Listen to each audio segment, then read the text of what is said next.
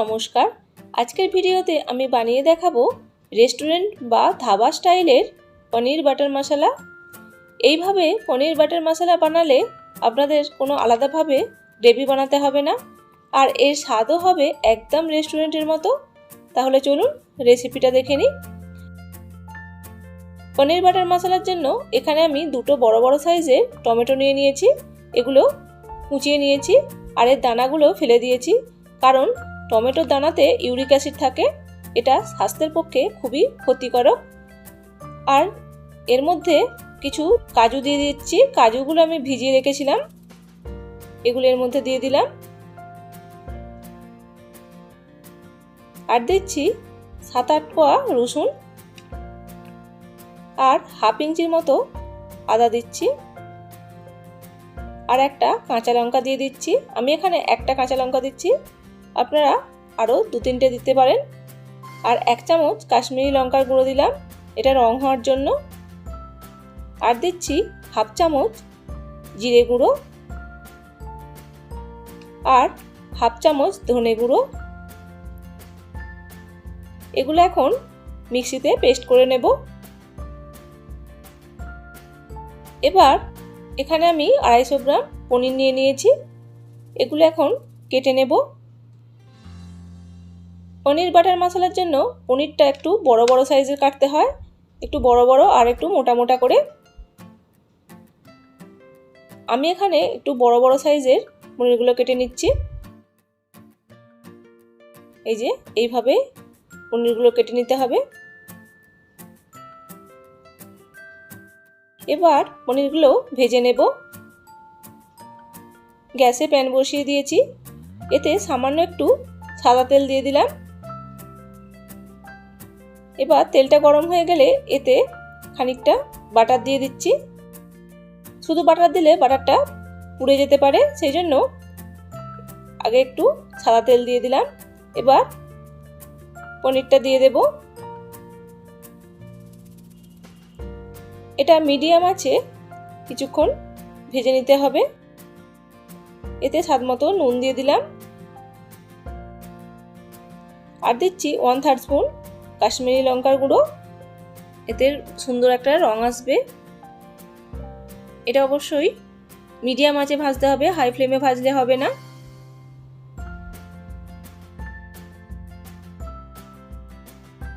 দুটো পিঠি ভাজা হয়ে গেছে, এবার এটা তুলে নেব। এবার এই প্যানের মধ্যেই আরো খানিকটা সাদা তেল দিয়ে দিলাম। এবার তেলটা গরম হয়ে গেলে এতে খানিকটা বাটার দিয়ে দিচ্ছি।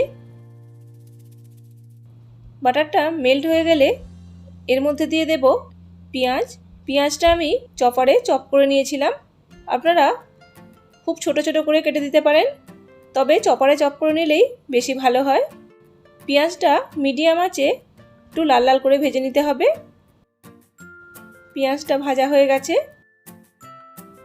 এখন এর মধ্যে দিয়ে দেব হাফ চামচ কাশ্মীরি লঙ্কার গুঁড়ো, এটা রং হওয়ার জন্য দিলাম। আর দিচ্ছি হাফ চামচ হলুদ গুঁড়ো।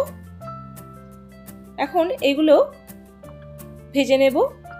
কাশ্মীরি লঙ্কার গুঁড়ো গরম তেলের মধ্যে দিয়ে ভাজলে এর রংটা খুব সুন্দর আসে। এটা এখন ভাজা হয়ে গেছে, এর মধ্যে আগে থেকে পেস্ট করে রাখা টমেটো আর কাজুর যে পেস্টটা সেটা দিয়ে দিলাম। দিয়ে এখন এটা ভালো করে কষে নিতে হবে। এটা অবশ্যই মিডিয়াম আঁচে অনবরত নাড়তে হবে, যেহেতু এতে কাজু দেওয়া আছে, নইলে বসে যাবে। এটা প্রায় আমি 10 থেকে 12 মিনিট ধরে কষে নেব। এই যে এই পর্যায়ে আসা পর্যন্ত এটা কষে নিতে হবে। টমেটোর যে কাঁচা গন্ধটাও চলে গেছে। এখন এর মধ্যে আমি 1 কাপের মতো গরম জল দিয়ে দিচ্ছি। খুব বেশি জল দিচ্ছি না, যেহেতু পনির বাটার মশলাতে খুব একটা পাতলা গ্রেভি থাকে না, সেই জন্য জলটা আমি কম করেই দিলাম। এখন এটা ভালো করে মিশিয়ে দিচ্ছি। যদি আমার এই রেসিপিটা আপনাদের ভালো লেগে থাকে তাহলে অবশ্যই আমার চ্যানেলটাকে সাবস্ক্রাইব করতে পারেন, আর পাশে থাকা বেল আইকন অবশ্যই প্রেস করবেন। আর এখানে 1/3 স্পুনের মতো কসুরি মেথি দিয়ে দিচ্ছি। আর দিচ্ছি 1/3 স্পুন গরম মশলা। যেহেতু আমি ফোড়নের সময় কোনো মশলা দিইনি, সেই জন্য এখানে গরম মশলাটা দিয়ে দিলাম। আর দিচ্ছি 2 চামচ চিনি আর স্বাদ মতো নুন দিলাম। এগুলো এখন ভালো করে মিশিয়ে নেব।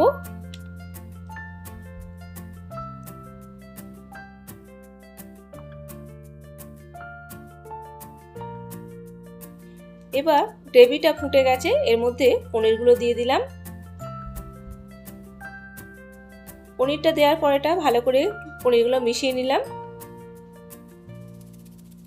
তারপর এটা 4 থেকে 5 মিনিট ফুটিয়ে নেব। 4-5 মিনিট পর এর মধ্যে দিয়ে দেব খানিকটা বাটার।